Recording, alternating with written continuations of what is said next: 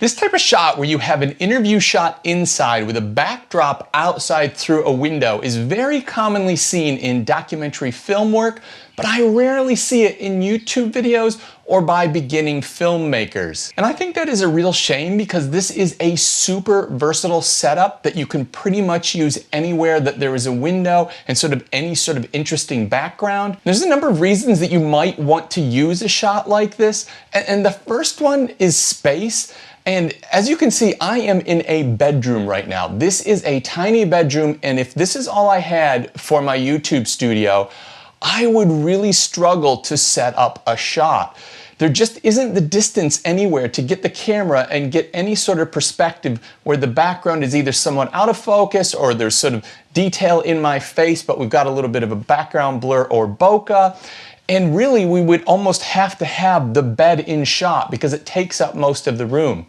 But by using the space outdoors as our backdrop, I've been able to just move the camera across the room. I'm shooting down at myself, and now the area seems so much bigger, and you would never know that I'm shooting this in a tiny little bedroom. The other reason you might want to set up a shot like this is it can give context. Now, in the situation I'm in now, it is just trees behind me. That doesn't tell us too much, but it does tell us that maybe it's kind of summertime here. It's certainly not winter. It gives you some sense of the season. The trees, you can tell the wind is blowing, that there's wind blowing outside. So it gives you a little bit of context, but say you were in some place like New York City and you were shooting out a window, you could get some real good context there.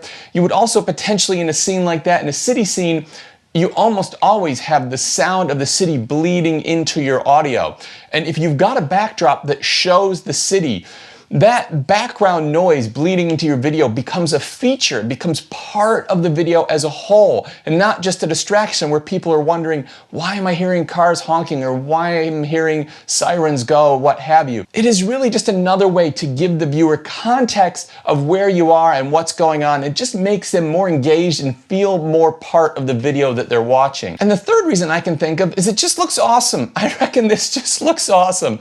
And even though the lens I'm using right now, I've only got it set at an aperture of f2.8, look at how blurry the background is. And that's because instead of the very back of my shot being a wall that is only 2 to 3 feet behind me, it is a tree that is probably 10 to 15, and you're probably seeing, I don't know, 50 or 60 feet into the far background there. So you're getting a lot more depth and you're getting a lot more background blur and bokeh, as they call it.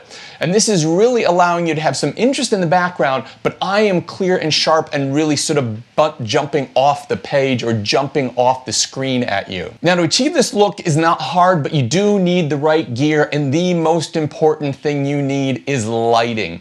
And what I'm using today is the Nanlite Forza 150. Now, I'm using this light because it is the most powerful small light that I own, and I think for its wattage and light output, I think it is the most powerful per the very small package that's in. It is a 170 watt chip on board light, mono light, which I've just put a Nanlite 90 centimeter softbox on.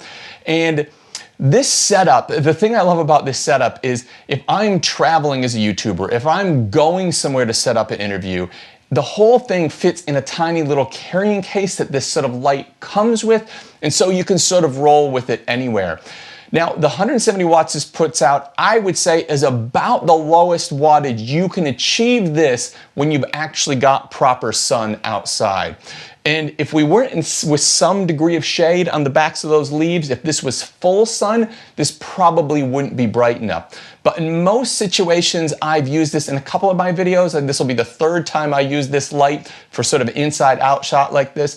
And in every house and every situation I've been in, I have been able to find a place where I can achieve this shot. So with this light and a couple of different softbox options, you can turn any window into a backdrop for your YouTube videos or into a backdrop for any interview that you want to shoot. Now, I just want to jump here and say that the Forza 150 is a professional grade video light, and although it is very inexpensive in the world of professional grade video lights, if you are not generating income from your YouTube channel, if you are not generating income from your video production yet, there is a chance that this will be outside of your price range.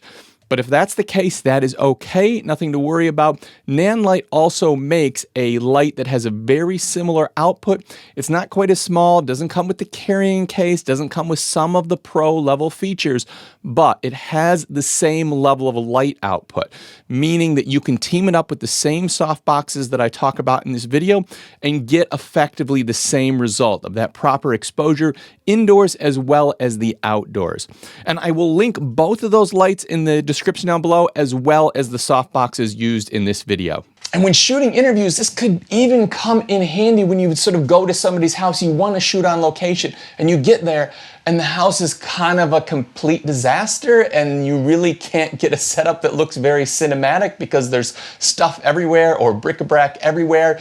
You can just find a window with some bushes or some trees or something outside, set up the shot. Now you've got a really cinematic shot in a situation where you just otherwise were really going to struggle. Now to set up this shot, the first thing you're going to do is you are going to set up the position that you're going to put your interviewee, you're going to set up your camera, and you're going to get the framing that you're going to use out the window.